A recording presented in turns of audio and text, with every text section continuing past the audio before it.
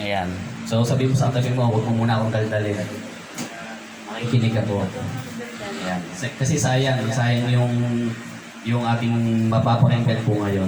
So, kanina, wala kasi talaga akong maisip na intro. Sabi ko, ano kaya ang intro na gagawin ko? Kaya, kapag nagpupuri po tayo dito kanina, kinausap ko si Kuya Raymond. Kuya Raymond, ano bang prinsipyo mo noon sa ngayon? So, ang prinsipyo daw ni Kuya Raymond noon, sabi niya, ang prinsipyo po niya ay walang Diyos. So, yun yung prinsipyo niya noon. Walang Diyos. Pero ngayon, ang prinsipyo niya na po, to serve God. Yan, tama Kuya Raymond? So, yun. So, yun yung intro ko eh. Kasi, ang ating pag-uusapan po ngayon, ang title po natin, pakilabas po sa script. Pakibasa po. Change your wrong principle. Principal? Principle. Change your wrong principle. So, ito po, ang babaguhin, lahat tayo may kanya-kanyang prinsipyo sa buhay. Tama? Sino dito may mga prinsipyo sa buhay? Ayan, lahat tayo may kanya-kanyang prinsipyo sa buhay. Pero ang babaguhin lang natin, syempre, yung wrong, no?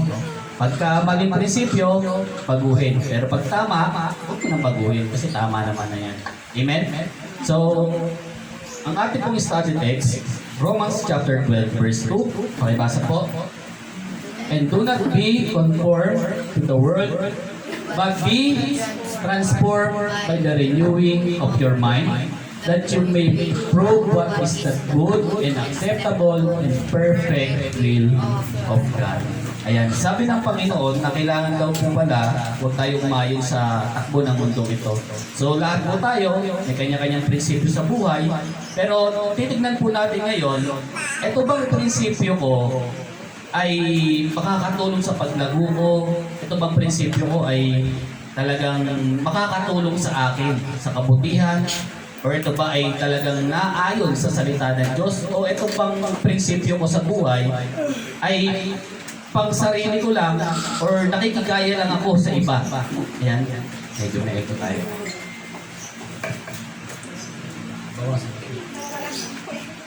Ayan, check.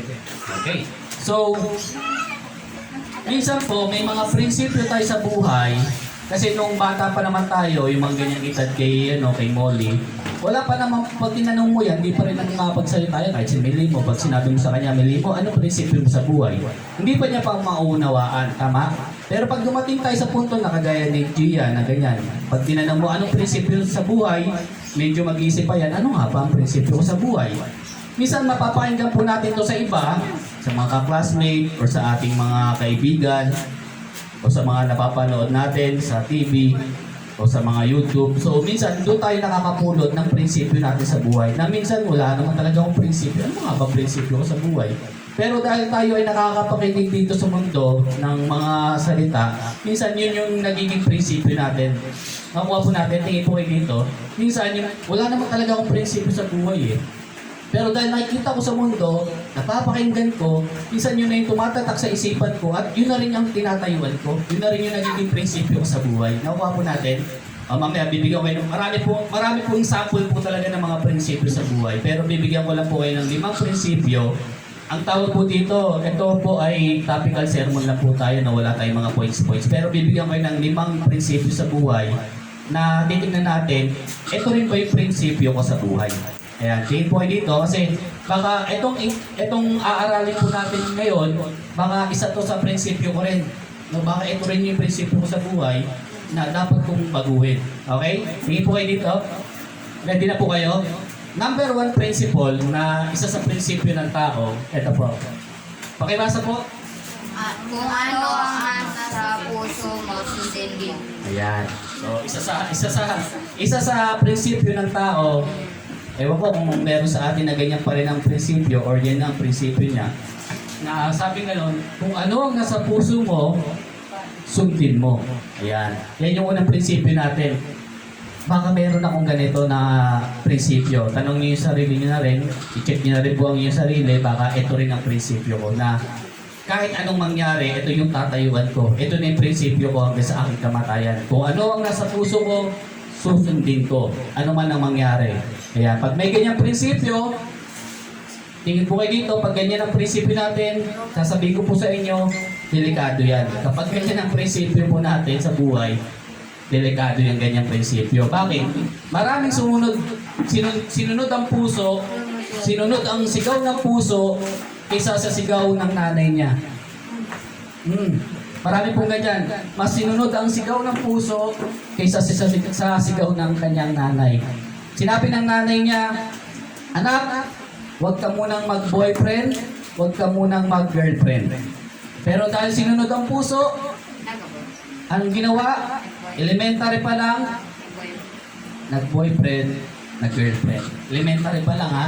Totoo po yan, may nangyari pong ganyan na mabalita po yan. Elementary pa lang, sinabi ng nanay, wala na masama sa sinabi ng nanay, anak, pwede ka naman mag-boyfriend, pwede ka naman mag-girlfriend, pero kailangan magtapos muna sa pag-aaral. Pero dahil sinunod ang puso, ano nangyari? Nag-boyfriend, nag-girlfriend, at alam niyo po ang nangyari, ayun, nabusog po yung tiyan. Nabusog po yung tiyan niya. At elementary pa lang po yan, nabalita po yan, elementary pa lang, ayun, nagkaroon na po ng pakwan ng tiyan. Elementary pa lang po yun ha, kasi nga, yun ang naging prinsipyo po niya eh. So, susundin ko ang puso ko, ano man ang mangyari. So, sinunod ang puso, ayun, nagkaroon ng pakwan ng tiyan. Elementary pa lang po yan. Kaya, sabi mo sa katabi mo, mas sundin mo ang sigaw ng nanay mo kaysa sa puso mo.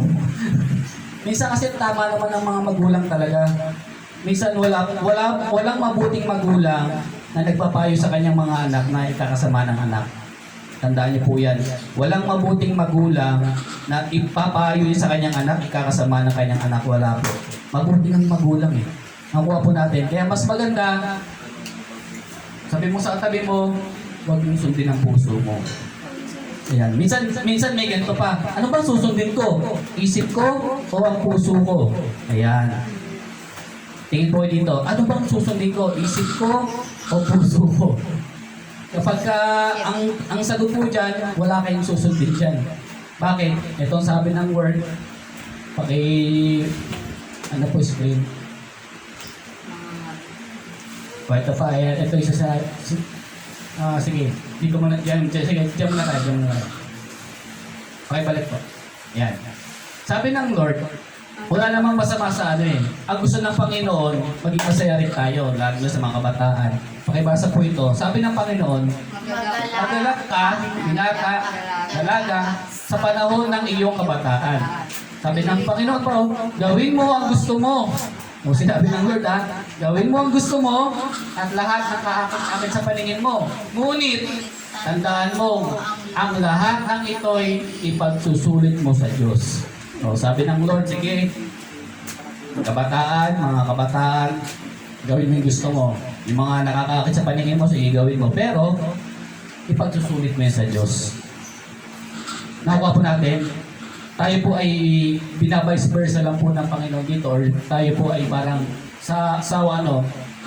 sinapsychological po tayo ni God dito na sige, sundin mo yung gusto mo, pero ito yung pwede mangyari. Bandang uli, ipagsusulit mo rin niya sa Panginoon, lalo na kapag nagkamali ka.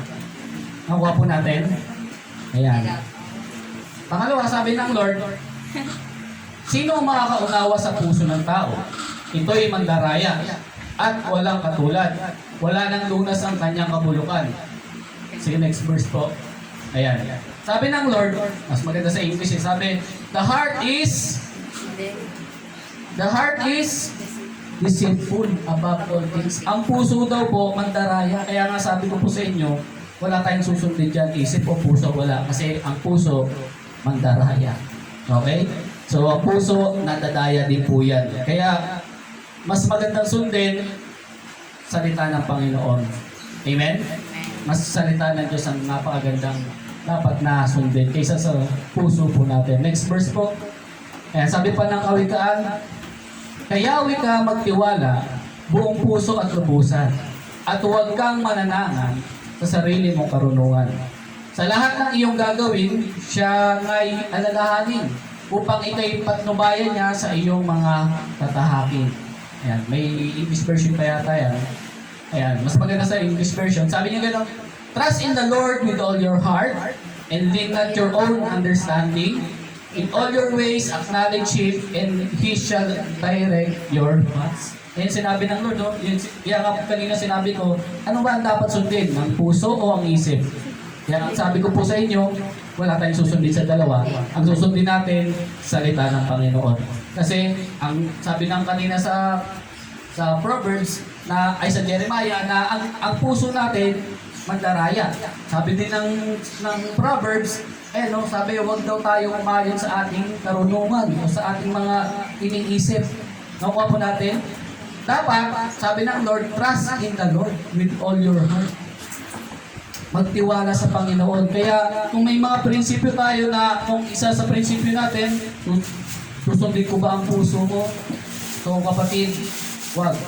Magtiwala sa Panginoon. Mas ipagtiwala sa Panginoon lahat ng ating gagawin. At sabi ng Lord, itadirect niya tayo itutuwid niya tayo sa lahat ng ating mga gagawin sa buhay.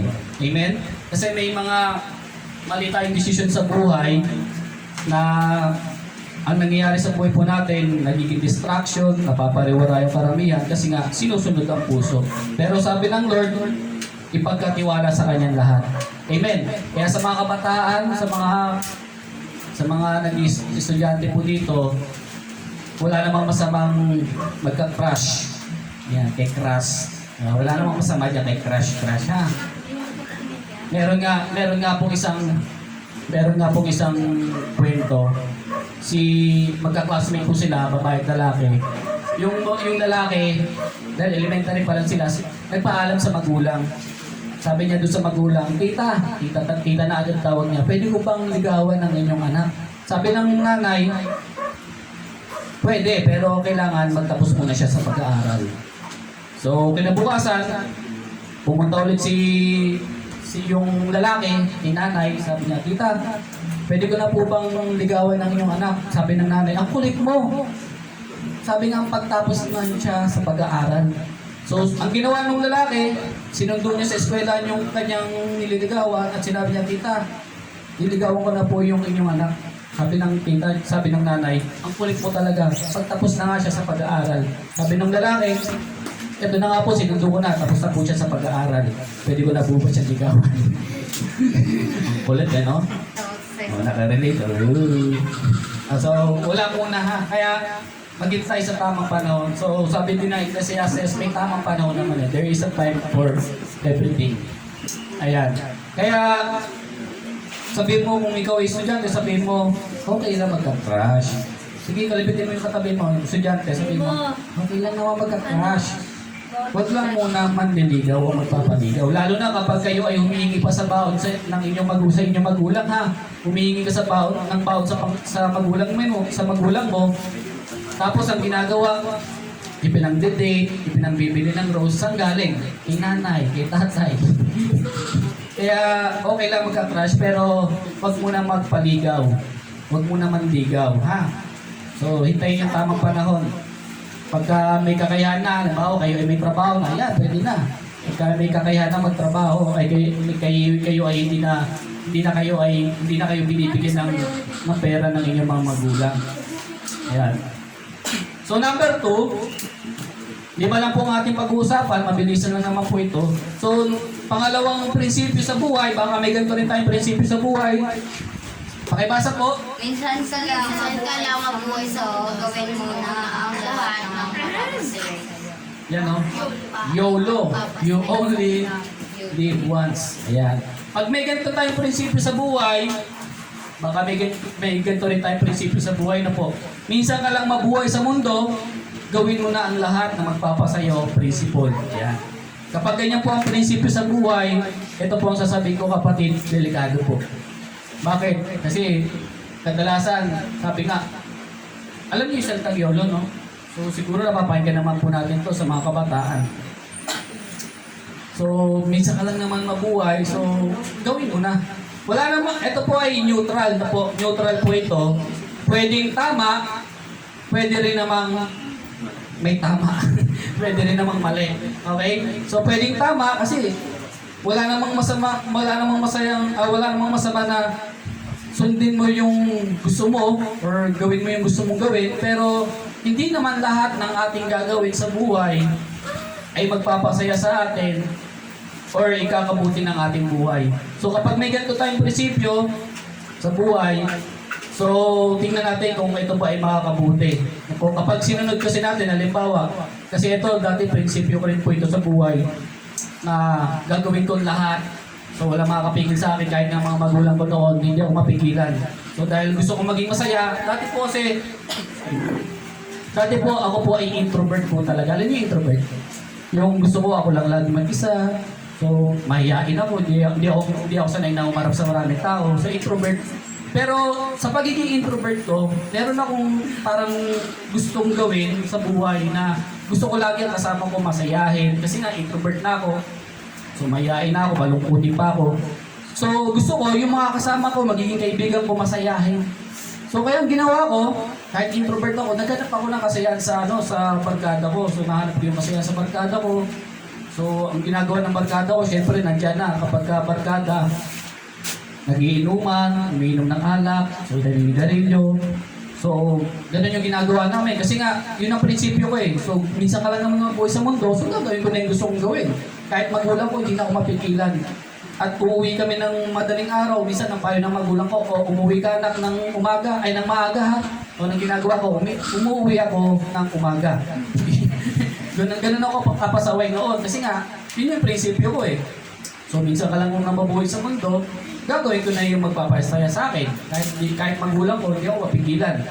Pero alam niyo po, yung sinusunod ko yung gusto ko sa buhay, pero hindi naman ako naging mabuti. Hindi rin naman yung kinabuti ng buhay ko. Hanggang sa ang buhay ko, yun na, nakwento ko na, pariwara yung buhay ko po. Imbis na maging masaya, mas naging miserable ang buhay. Napariwara ang buhay, dahil gusto ko nga maging masaya ang buhay.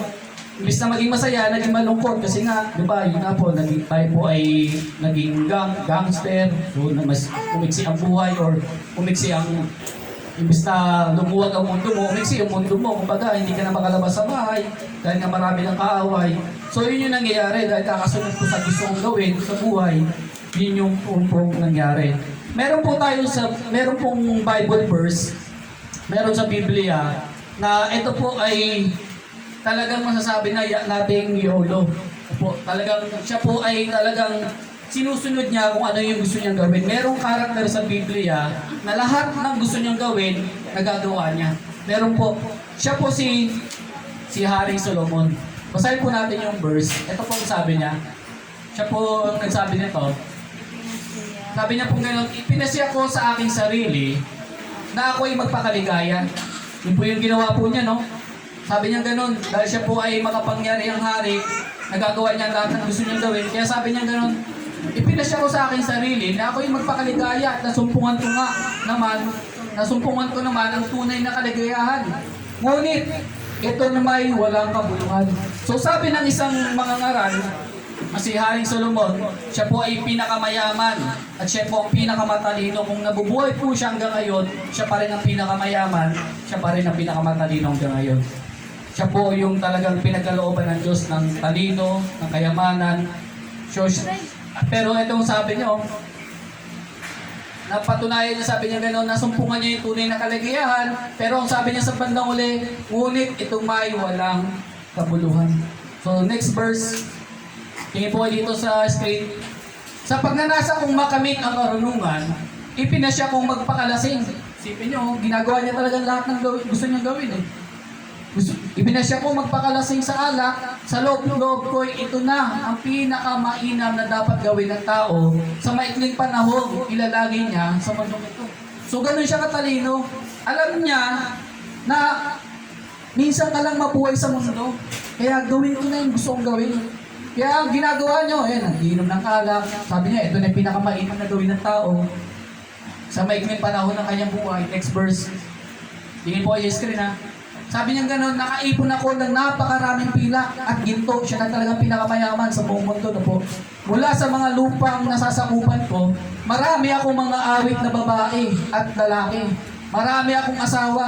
Grabe oh. Marami akong asawa.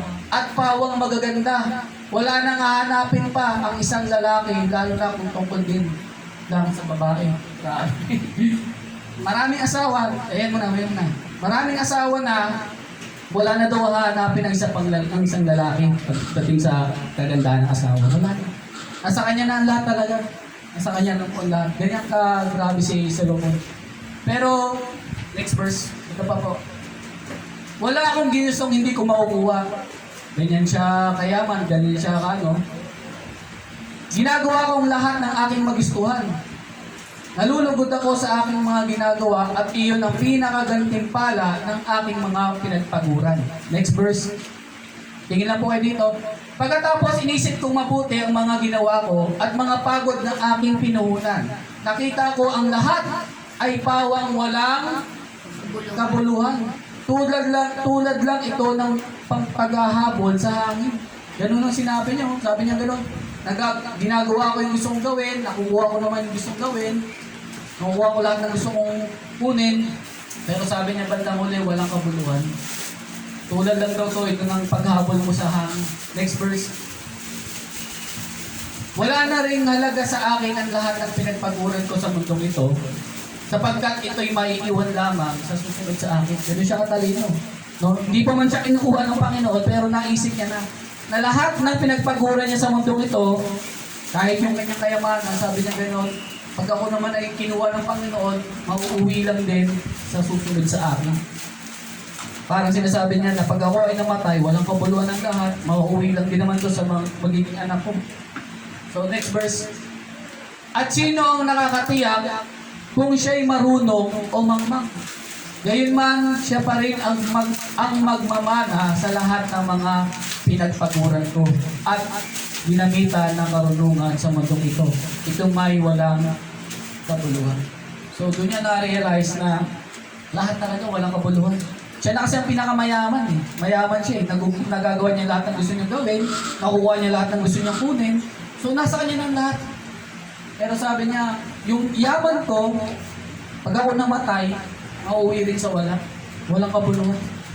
Yung magmamana sa akin, sabi niya gano'n, yung anak ko na magmamana sa lahat ng pinagpaguran ko, lahat ng kayamanan ko, hindi ako nakakatiyak kung ito ba ay marunong na katulad ko o magiging isang mangmang, sabi niya. Pero sabi niya bandang huli, lahat ito ay walang kabuluhan. Next verse. Sabi, pakibasa po, tingin po kayo dito. Church, ayun. Sabi ng Panginoon, kung wala ang Diyos, walang kasiyahan ng sino. Totoo yan. Kapag wala ang Diyos sa buhay natin, walang kasiyahan ng sino man. Kahit sundin pa natin ang takbo ng mundong ito, gawin mo na ang lahat ng magpapasaya sa iyo. Pag wala ang Diyos sa buhay, walang kasiyahan ng sino man. Totoo po yan. Mapasayo man ang lahat ng ari-arian sa mundong ito, lahat ng bagay. Makamit mo man ang pangarap mo, magkaroon ka ng kotse, sariling bahay, magkaroon ka ng magandang pamilya, maayos na pamilya, pero pag wala ang Diyos sa buhay, walang kasiyahan ng sino man. Walang kasiyahan ng sino man. Totoo po yan. Alisin nyo ang Diyos sa buhay ninyo. Kahit ikaw na pinakamayaman, ano mangyayari? Maghahanap ka ng kasiyahan. Hindi ka makontento. Tama? Hindi ka makakontento. Bakit? Diyos kasi ang magpupuno sa puso natin. Diyos ang magpupuno sa buhay natin. So next verse. Ay, wala na. Wala na pala. So yan. So pangatlo na prinsipyo sa buhay. May ganyan ba kayong prinsipyo sa buhay? Hindi niya ako pinansin, hindi ko rin siya papansinin. May ganyan ba tayong prinsipyo sa buhay? Opo. Ayan. Opo. Ayan. Anong sabi ng Panginoon dyan? Minsan ganyan po tayo. Kahit ako noon, ganyan din ako yung prinsipyo sa buhay. Kasi yun na, introvert ako. So pag di mo pinansin, hindi rin kita papansinin. Di mo kinausap, di rin kita kakausapin. Ganyan ako dati, guys, na pero dati. Atasan pa rin. Pero anong sabi ng Panginoon sa Matthew chapter 5 verse 45? Upang kayo maging tunay na mga anak ng inyong amang nasa langit, sapagkat pinasisikat niya ang araw sa mabubuti, gayon din sa masasama. At nagpapaulan siya sa mga matuwid at sa mga di matuwid. So balance sa Panginoon. Pag siya nagpaulan, pag siya ay nag-bless, So, sasama lahat. Next verse. At kung ang mga kapatid lamang ninyo ang inyong binabati, ano ang ginawa niyong higit kaysa sa iba? Hindi ba't ginagawa rin niya ng mga hintil? Kaya maging ganap kayo, gaya ng inyong amang nasa langit. Kapag may ganyan tayong prinsipyo, na kapag hanggang ngayon ay prinsipyo pa rin po natin ito, papansinin ko lang yung pumapansin sa akin. So, dapat baguhin. Kasi ang sabi ng Panginoon, ano ang pinagkaiba natin sa iba? Noon kasi, kaya niya binanggit ng Panginoong Hesus na sabi niya gano'n, sabi ng Panginoon dito na, ano ang ginawa niyong higit sa iba? Hindi ba't ginawa rin niya ng mga hintil? So, yung mga hintil noon, hindi nila pinapansin ang mga Hudyo noon kasi nga magkakagalit po yan. So, ang mga Hudyo rin, karamihan sa mga Hudyo, pagka ikaw ay hintil, hindi ka papansinin. So, ganun sila kapapride. Ano po? Pero kaya nga sabi ng Panginoon, ano ang pinagkaiba natin sa iba kung ganyan ang magiging ating prinsipyo sa buhay? Kapag hindi ka pinansin, hindi ko rin papansinin. Nakuha po natin. Kaya bilang Christian, na nakakarinig na po ng salita ng Diyos, kapag ka hindi ka pinansin, halimbawa, marami na po kasi umatin sa church nito, hindi pinansin, hindi nakamayan, hindi na umatin. Kahit mga Kristiyano na, matatagal ng Christian, hindi kinamusta, hindi na umatin. Hindi lang mga kinamayan, hindi na umatin. Hindi lang pinansin, hindi na umatin. Nakuha po natin, kaya bilang Christian, dapat baguhin yung prinsipyo na ganito. Amen? Sabi mo sa katabi ko, baguhin natin yan. Ayan. Kapag ka hindi ka pinansin, ikaw na ang unang pumansin. Amen? Nandiyan pa kayo? Ayan. So kapag hindi ka pinansin, halimbawa, pag atin mo sa church na ito, hindi ka pinansin, baka kasi yung hindi pumansin sa'yo, may problema na pinagdadaanan, kaya hindi ka talaga pinansin. So ikaw na ang pumansin. Amen?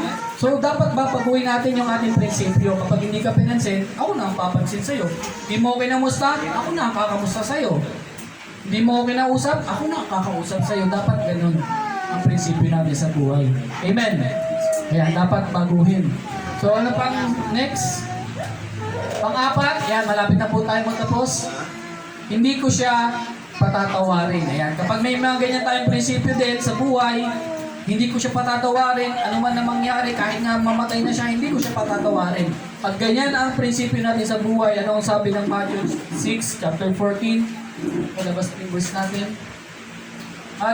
Sa Mateo 6, sabi ganon, sapagkat kung pinapatawad ninyo ang mga nagkakasala sa inyo, patatawarin din kayo ng inyong amang nasa langit. Ngunit, kung hindi ninyo patatawarin ang inyong kapwa, hindi rin patatawarin ang inyong amang nasa langit ang inyong mga kasalanan. Ilan mo na? Ang inyong mga kasalanan. So kapag ka may prinsipyo tayong ganun, dapat baguhin na. No? Kapag ka kahit yung pinakamasamang tao na ginawa tayo ng masama, patawarin. Kasi yun yung sinabi ng Panginoon. Pag hindi tayo marunong magpatawad sa ating kapwa, hindi rin tayo patatawarin ng Diyos. Amen? Kaya kapag may kagalit, patawarin na. Baka meron kayong naiisip ngayon na kagalit, patawarin na. Kasi yun yung sinabi ng Panginoon. Dapat baguhin na yung ganyang prinsipyo. Magpatawad. Alam niyo po, merong isang artista, sikat na artista po ito, na siya po ay, yung kanyang magulang, ay napatay ng kanyang kasambahay. Napatay po ng kasambahay niya. Ang nangyari, syempre, pinakulong yung pumatay sa magulang niya. Ilang taon po yun na nakulong. Pero alam niyo po, yung anak, pinatawad pa rin yung pumatay sa kanyang magulang. Ang ginawa pa nga po niya, pinuntahan sa kulungan, niyakap pa niya. Pinatay yung nanay. Pero dumating yung punto, nakakilala sa Panginoon, niyakap niya yung pumatay sa kanyang nanay.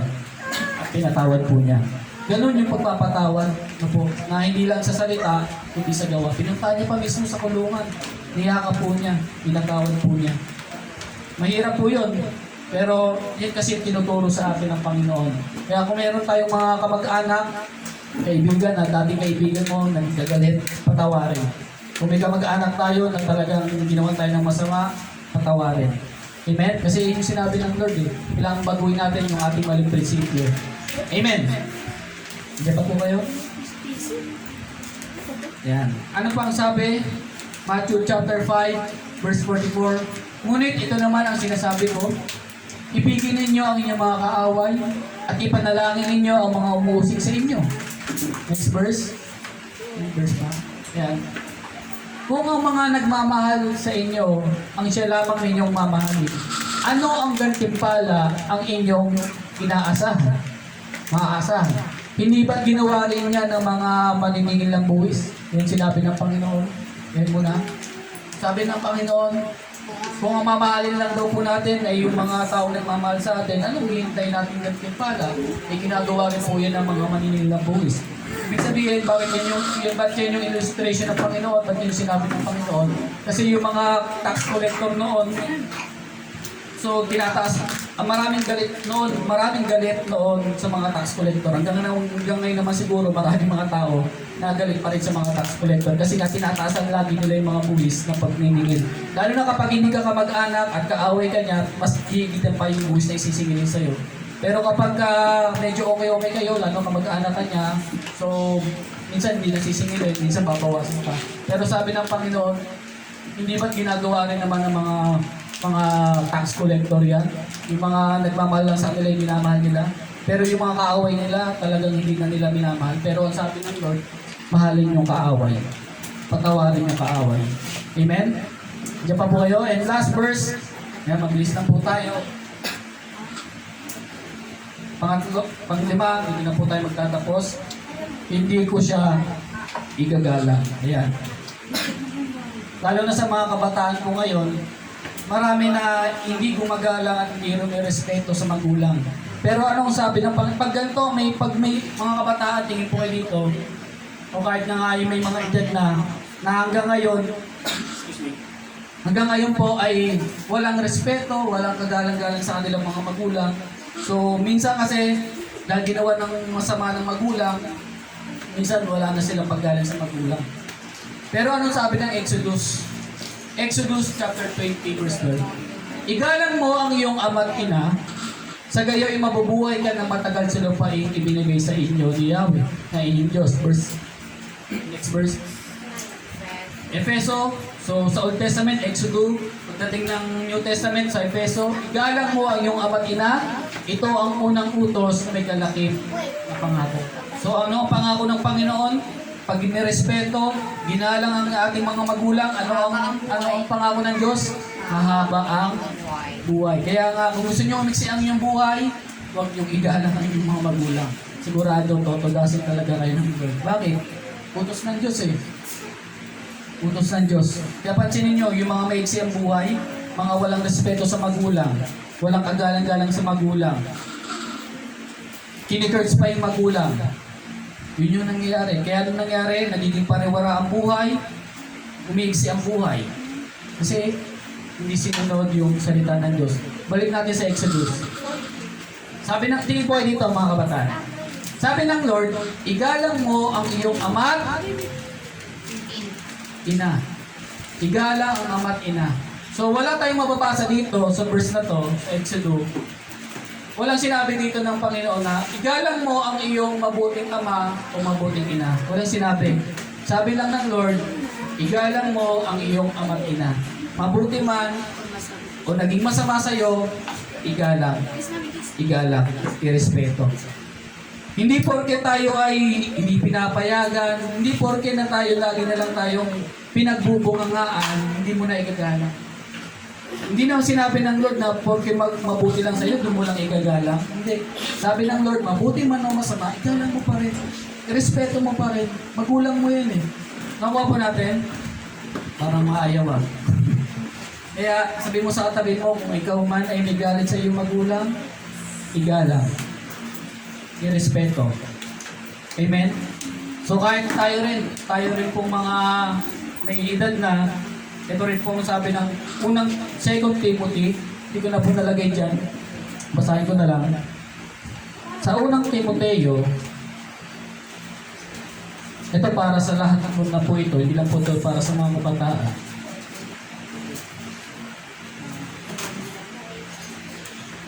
Yan, sa unang Timoteo 5:12, 1-2. Sabi ng Lord dito, huwag mong pagwiwikaan ang mga lalaking higit na matanda sa iyo. So, yun yung po yung mga matatanda sa atin. Huwag daw po natin pagwiwikaan ng kung ano-ano. Kundi, pakiusapan mo silang tulad sa iyong ama. So, sabi ng Panginoon, kung halimbawa, lalo sa mga kalsada, yung mga napapanood ko po, so pagdating sa kalsada, may init ang ulo, yung mga, lalo na, yung mga nasa edad na, may init na talaga po ang ulo niyan. So, sabi ng Lord, igalang pa rin. Bawa, may mga nakasagutan pa tayong mga matatanda sa atin, igalang pa rin tulad ng ating ama, sabi ng Panginoon. No, irespeto pa rin. Kahit na tayo ay pinagwiwikaan ng mga masasakit na salita, irespeto pa rin, igalang pa rin. Yun yung sinabi ng Panginoon. Sabi pa dito ng Lord, ito para sa mga nasa edad na po ito. Ituring mong ina ang matatandang babae. Yan ang sabi ng Lord, ituring mo daw po natin, kahit hindi natin kamag-anak po ito, yung mga matatandang babae, ituturing daw po natin itong parang ating ina. At pakitunguhan mo ng buong kalinisan ang mga kabataang babae na parang kapatid mo rin. So yun yung sinasabi ng Lord na kahit hindi natin kamag-anak, kailangan nating patunguhan ng mabuti. Amen? Diyan pa po kayo? Ayan. Kaya, kapag ganito ang ating pananaw sa buhay, prinsipyo sa buhay na hindi ko na siya igagalang, baguhin. So may mga prinsipyo sa buhay na dapat nating baguhin sa buhay natin. At dito na po ako magtatapos sa mga ngaral, chapter 12, verse 14. Mabilis na po tayo, tapos na po tayo. Mga ngaral, sabi ng Lord, lahat ng gagawin natin, hayag man o lihim, mabuti man o masama, ay ipagsusulit natin sa Diyos. So lahat daw po ng ating gagawin, lalo na yung mga prinsipyo natin sa buhay, kasi yung mga lihim eh. Kumbaga, ikaw lang nakakaalam yan. Ito ang prinsipyo ko sa buhay, ikaw lang nakakaalam yan. Pero sabi ng Lord, mabuti man o masama, hayag man o lihim, ipagsusulit natin lahat yan sa Lord. Kaya kapag may mga maling prinsipyo tayo sa Lord, prinsipyo sa buhay, ipagsusulit natin sa Panginoon yan. Amen? Kaya, marami pang prinsipyo sa buhay natin, hindi ko na maisa-isa, pero yan yung mga sample lang, baka may ganyan tayong prinsipyo. Kung mali, baguhin. Kung tama naman at makakabuti sa buhay natin, huwag mo nang baguhin. Pero kapag nakikita natin na ang prinsipyo natin ay nakakasira na ng buhay natin, nakakasira sa relasyon natin sa pamilya natin, sa mga kamag-anak natin, sa kaibigan natin, kung yan ang prinsipyo natin, baguhin. Yan yung dapat baguhin. Amen? Parang ayaw nyo na. Sige po, tayo na po tayo na. Tapos na po tayo. Tayo na tayo. Tayo na po tayo. Tapos na po tayo. So, lahat po tayo, may kanya-kanyang prinsipyo sa buhay na po. Hindi ko na kayo tatanong isa't isa kung ano yung mga prinsipyo sa buhay. Pero ulitin ko na lang po, kapag hindi yan naayon, lalo na sa salita ng Diyos, dapat baguhin. Base your principle according to the Word of God. So dapat, kung may prinsipyo tayo sa buhay, mas maganda yung ayon na sa salita ng Diyos. Kung magkakaroon din naman po tayo ng prinsipyo sa buhay, nakaayon na nawa sa salita ng Diyos. Sige po, tayo po ay tumayo lahat. Tayo po ay manalangin. Panginoon, marami pong salamat sa mensahe niyo po ngayong araw na ito. Nagsiman, Panginoon, ang ibinahagi niyo sa amin. Pero Lord, nawa, namulat kami sa katotohanan, Panginoon. May kanya-kanya kami prinsipyo sa buhay, iba-ibang prinsipyo sa buhay, pero minsan taliwa sa inyong salita, Panginoon.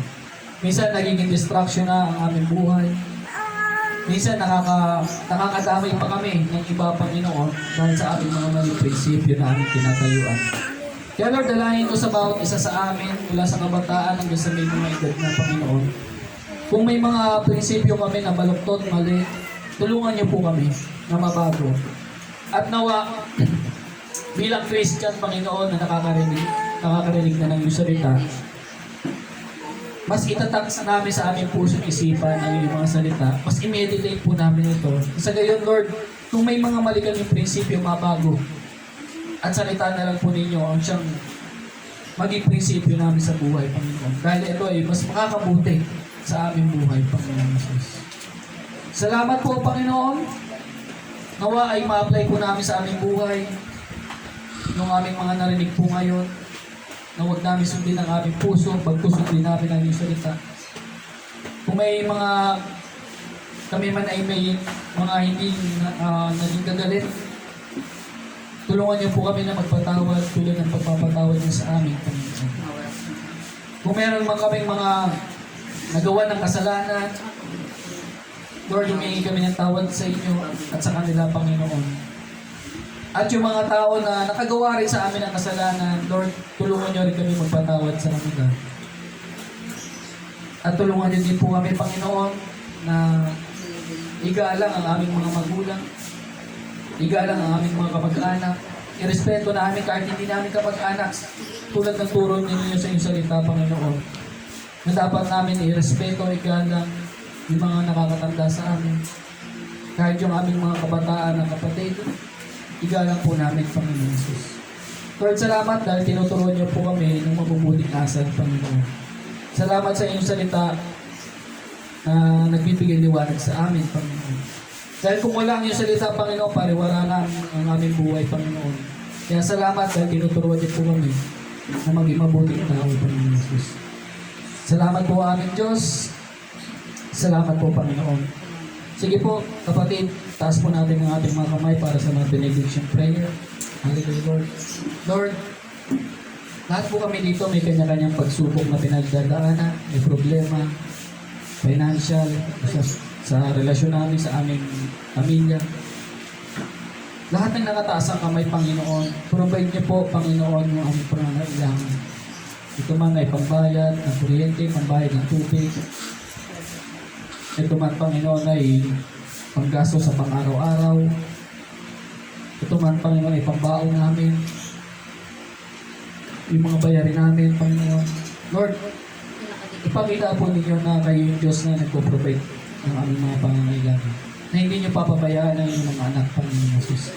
At sino man may mga sakit karamdaman ngayon dito, Panginoon, na nakataas ang kamay, Lord, kagalingan, Panginoon Jesus. Kayo ang aming Diyos na manggagamot. Lord, higit kayo sa mga kilala naming doktor ang magagaling, Panginoon. Higit po kayo doon. Kaya ano man sakit karamdaman na meron kami ngayon sa aming katawan, inampi namin ang aming kagalingan, Panginoon. Yan po ang aming pananampalataya sa inyo, Panginoon. Magaling na po kami, Panginoon Jesus. Magaling na po kami, Panginoon. Kayo ang aming kalakasan, kayo ang aming kagalingan, Panginoon. Salamat po. At Lord, sa lahat ng nakataas ang kamay dito, kung may mga bad attitude kami, mga wrong principle, tulungan niyo kami magbago, Panginoon. Tulungan niyo kami baguhin, Panginoon, ang aming mga puso, Panginoon. Salamat po. May the grace of the Lord Jesus Christ and the love of God, and Lord, be with you all, O Lord. To you alone all the glory, honor, and praises, Panginoon. Walang mapupunta sa akin, walang mapupunta kanino man. Sa inyong pangalan lamang, Panginoon Jesus. Bless us, O Lord. Lord, and keep us, Lord. Saan man kami magpupunta, ano man ang aming gagawin, ano man ang desisyon na aming gagawin, samahan niyo po kami, i-correct niyo kami, ituwid niyo po kami. Nasa gayon, hindi kami magkamali. Salamat po, aming Diyos, sa inyong pinakamataas na papuri po sa salamat. Ito po ang aming mga dalangin, sa pangalan ni Jesus. Amen and amen.